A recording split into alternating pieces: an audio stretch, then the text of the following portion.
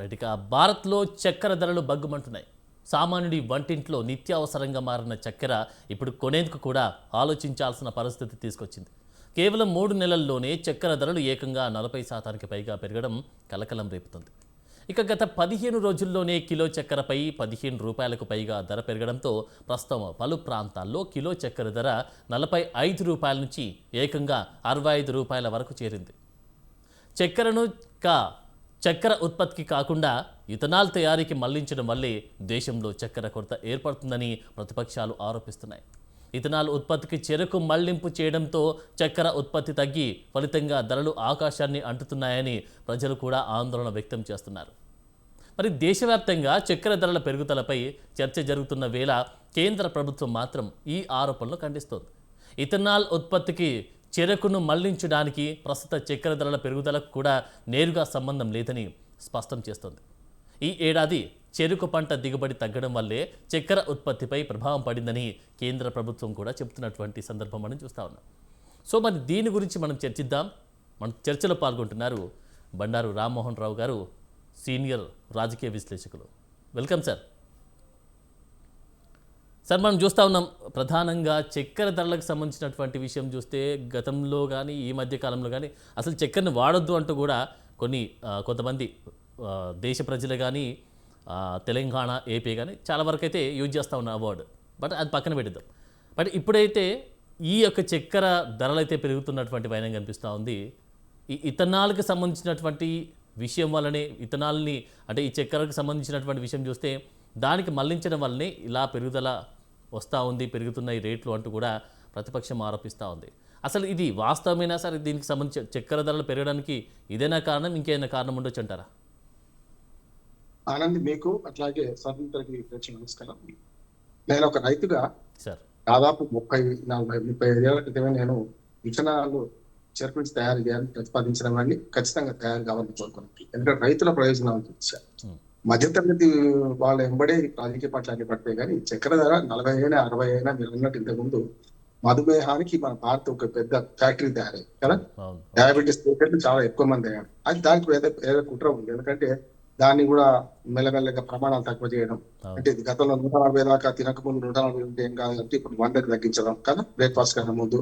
దానివల్ల కూడా ఈ పేషెంట్ పెంచి గోళీలు అలవాటు చేస్తున్నారు. ఇప్పుడు నాకు 65 ఏళ్ళు, ఇప్పటికి కూడా గోళీలు వాడతలేదు. అంటే మన ఆహార అలవాట్లను బట్టి మనం కొంచెం డయాబెటీస్ కంట్రోల్ చేసుకోవచ్చు. కానీ డయాబెటీస్ విషయంలో చాలా అపోహలు ఉన్నాయి, చాలా దుర్మార్గంగా వ్యవహరిస్తారు. అందుకని మన ఇండియాలో చక్కెర వ్యాధిగ్రస్తులు చాలా మంది, వాళ్ళ ప్రమాణాలు ఎక్కువ ఉంటాయి కదా.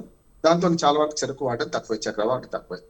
నేను రైతుగా 40 ఏళ్ల క్రితం బాధపడ్డ సంగతి చెప్పి ఎందుకు ఇతరాలు తయారు చేయాలి, చెరుకు నుంచి కానీ ఇతరత్ర ఎందుకు తయారు చేయాలని చెప్పే ప్రయత్నం చేస్తాను. అంటే ఎంతసేపు ఓటు బ్యాంక్ రాజకీయాల కోసం రైతులను పక్కన పెట్టి మధ్యతరగతి జనం కోసమే ఈ ప్రభుత్వాలు ప్రయత్నం చేస్తున్నాయి అంటున్నాను.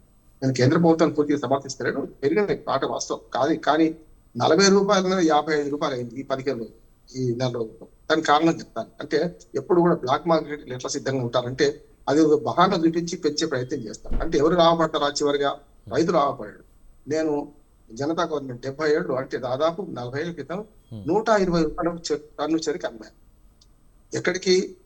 హైదరాబాద్ నుంచి దాదాపు 300-400 కిలోమీటర్ల దూరంలో మిర్యాలగూడ కానీ లేకపోతే హిందూపూర్ దాకా చక్కెర మేము తరలించదాం. అప్పుడు నాకు ఇంత కష్టం ఎందుకు జరుగుతుంది అంటే ఇథనాలు తయారు చేస్తే బాగుంటుంది అని ఆలోచన వచ్చింది.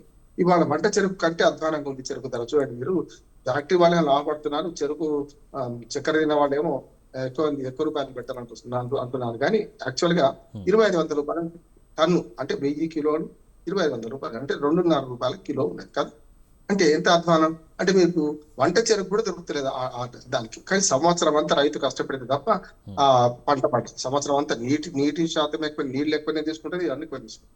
కనుక చక్కెర ధర పెరగడానికి దీనికి సంబంధం లేదు. ఇంతకుముందు చెప్పినట్టు కేంద్ర ప్రభుత్వం ప్రకటిస్తుంది. కానీ దీన్ని ఆధారం చేసుకొని ఇవాళ చక్కెర ఫ్యాక్టరీ నడుపుతున్న మన పారిశ్రామికవేత్తలు దాన్ని ఒక ఆధారం, దాని ఒక బహానా తీసుకొని పెంచి పడేశారు అంటున్నాను. అంటే మొన్నటి దాకా ఇప్పటికైనా మనకి ఇథనాలు ఉత్పత్తి పెరిగిందా? నా ఉద్దేశం ఏంటంటే అమెరికా ఫస్ట్ విత్తనాల ఉత్పత్తులు, అది రకరకాల విత్తనాలు ఉత్పత్తి చేస్తే ముఖ్యంగా చెరుకు ద్వారా కాకుండా వాళ్ళు స్వీట్ కార్న్ అంటారు. మొక్కజొన్న 2 రకాలు, మామూలు కార్న్, స్వీట్ కార్న్ నుంచి ఎక్కువ చేస్తారు. అటువంటి అప్పుడు అమెరికాలో లేని సమస్య మనకెందుకు వచ్చింది అంటే ఇవాళ దాన్ని బహానా తీసుకొని వెంటనే ఈ ఫ్యాక్టరీ ధరలు పెంచేశారు, చెరుకు రైతుల ధరలు పెంచేశారు. చెరుకు ఇప్పటికి పంట తక్కువైంది. చూస్తే మాకు 7 ఎకరాల తోట కూడా చెరుకు తోట. మిగతా సగం ఏమో వరి పెట్టేవాళ్ళం, సగం చెరుకు పెట్టేవాళ్ళం. ఆనాడు ఈ నష్టాలు భరించలేకనే 100-120కి అమ్ముకోలేకనే మొత్తం చెరుకు అంతా తీసేసి చెరుకు పట్టించట్లేదు. నా దగ్గర 47 కండపాడి ఫ్యాక్టరీలు ఉండి అన్ని పోయింది. ఇక్కడికి వస్తాయి. ఇథనాల్ ద్వారా ఇథనాల్ ఉత్పత్తిని రకరకాలు చేసుకోవచ్చు మనం కదా, ఒక చెరుకే కాదు. అందుకని ప్రభుత్వం కేంద్ర ప్రభుత్వం ఏమంటుందంటే, మీరు చెరుకు నుంచి తక్కువ చేస్తున్న ఉత్పత్తి అసలు కార్న్ అంటే మొక్కజొన్న నుంచి ఎక్కువ చేస్తున్నామంట. మొక్కజొన్నలో కూడా మామూలు మొక్కజొన్న కంటే స్వీట్ కార్న్ నుంచి ఎక్కువ ఉత్పత్తి చేయొచ్చు. యాక్చువల్గా ఏంటంటే ఇథనాల్ ఉత్పత్తి ఎట్లా అవుతుంది, మొలాసిస్ ఉంటది కదా, మన చెరుకులో నుంచి మొలాసిస్ వస్తుంది, చక్కెర తీయగా మీకు.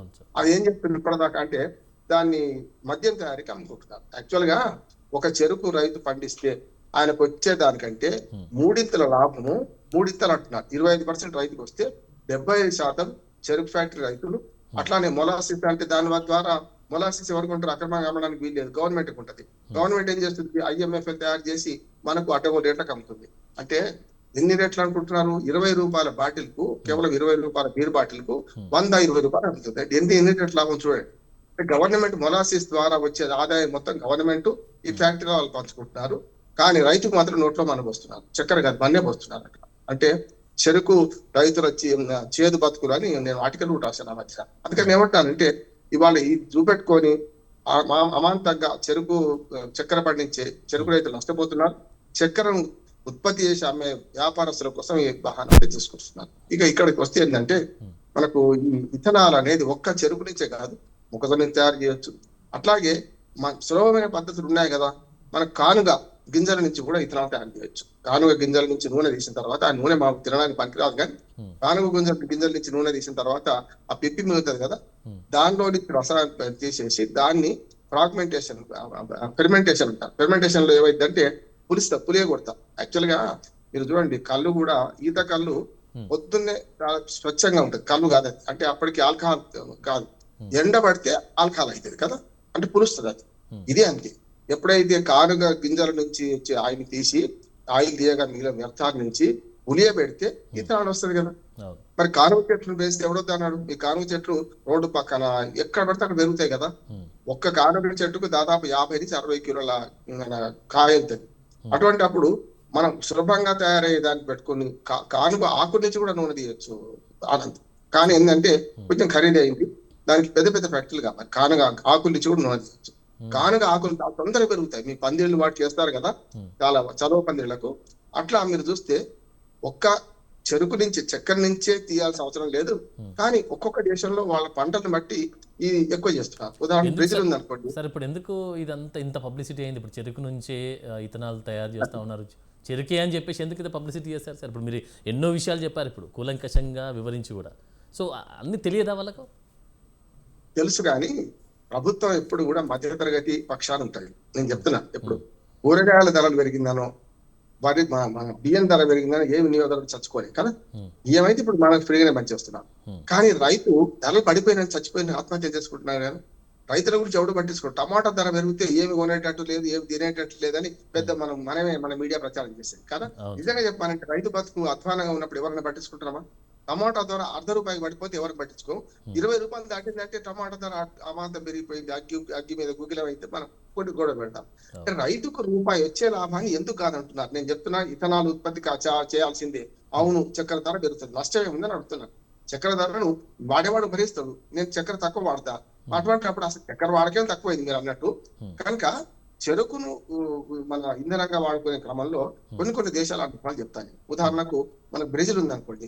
బ్రెజిల్ చక్కెర బౌల్, బ్రెజిల్ మనం చిన్నప్పుడు చదువుకున్నాం, చక్కెర బౌల్ అంటారు బ్రెజిల్ దేశాన్ని. అంటే అడ్డగోలుగా చెరుకు పండిస్తారు. వాళ్ళు ఏం చేస్తారు, చెరుకు చక్కెర తీసిన తర్వాత మొలాసిస్ నుంచి వాళ్ళు అద్భుతంగా 60-70% వాళ్ళు ఇంధనం మన దిగుమతి చేసుకోవడం, ఇథనాలే వాడుతుంటారు. అంటే అది దాన్ని కలపడం. అట్లానే అమెరికా ఉంది అనుకోండి, ఈ చక్కెర నుంచి తీస్తలేరు వాళ్ళు, అంటే చెరుకు నుంచి తీస్తలేరు. ముఖ్యంగా స్వీట్ కార్న్ నుంచి తీసుకుంటాం. స్వీట్ కార్న్ ఎప్పుడు తీపి ఉంటే దాన్ని పులియబెడితే అది ఇథనాల్గా మారుతుంది. అంతేగా, మనకు మొలాసిస్ అవుతుంది, దాంతో ఆల్కహాల్ తయారు చేసుకోవచ్చు, ఇథనాల్ మన బండ్లలో పెట్రోల్ గా డీజిల్ లో కలుపుకొని వాడుకోవచ్చు, ఇవన్నీ ఉంటాయి కదా.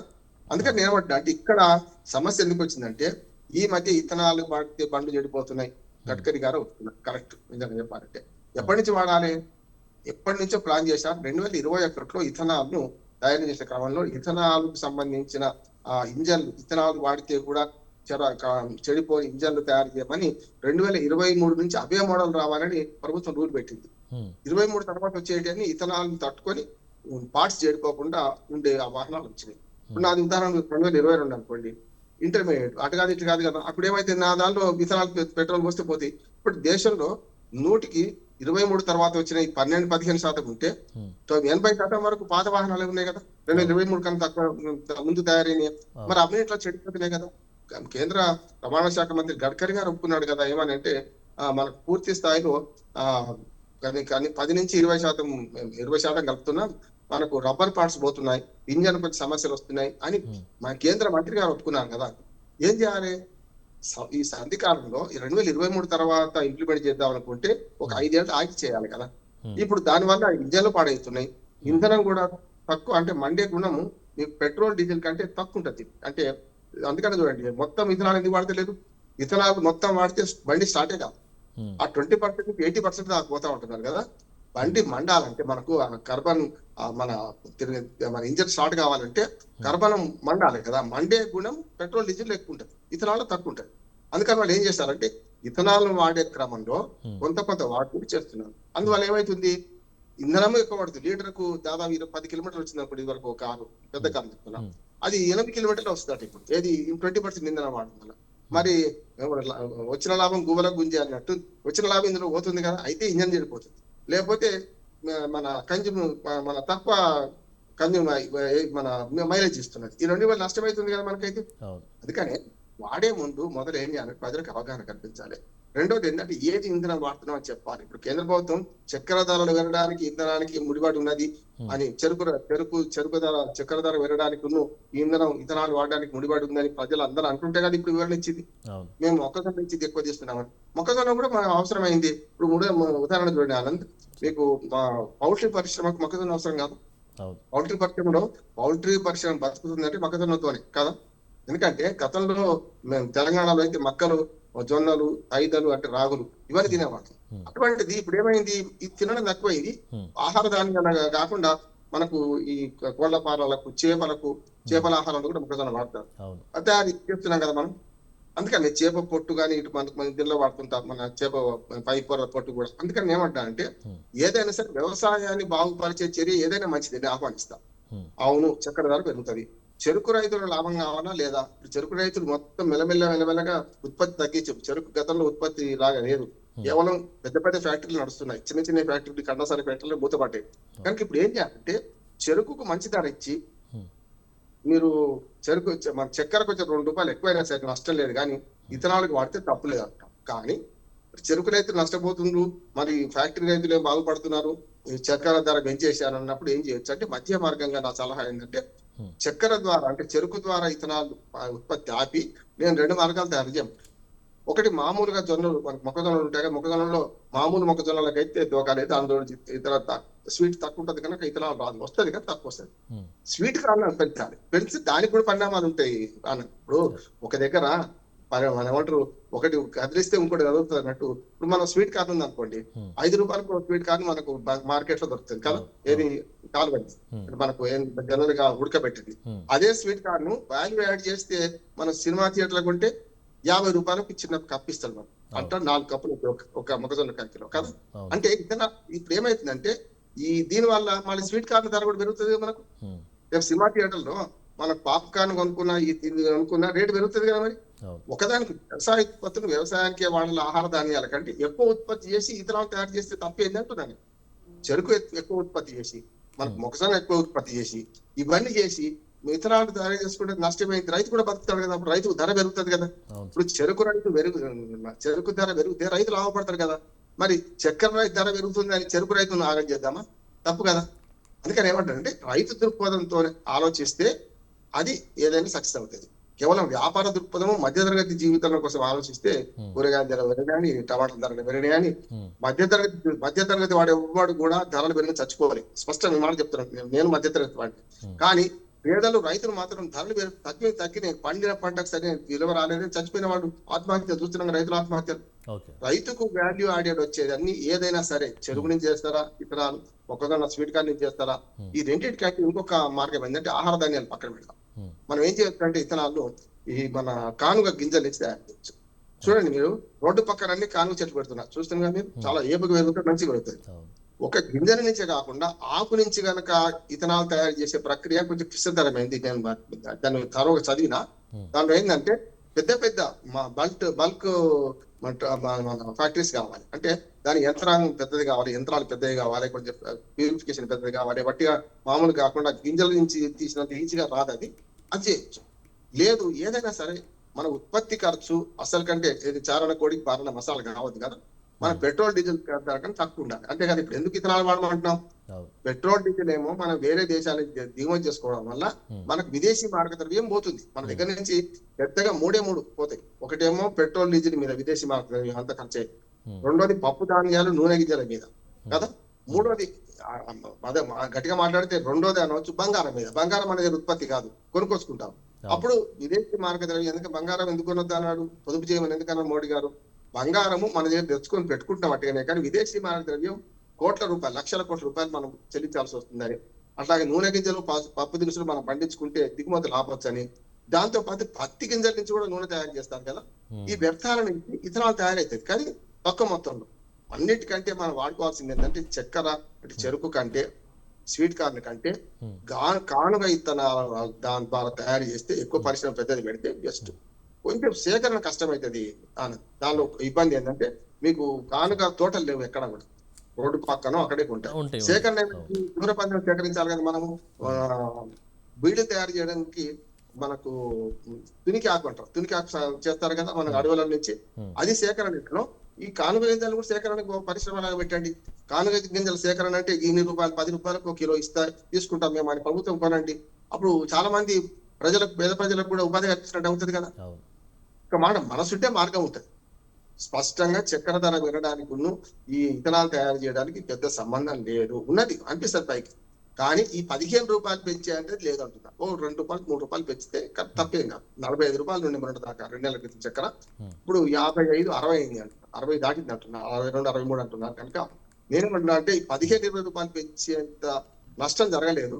పరిశ్రమల యజమానులు, ముఖ్యంగా చక్కెర పరిశ్రమ యజమానులే దీన్ని అభినాకంగా పెంచేసి ఇథనాల్కు దీన్ని ముడిపెడుతున్న లాభాలు వాళ్ళు మూటకట్టు. Right sir, thank you very much sir.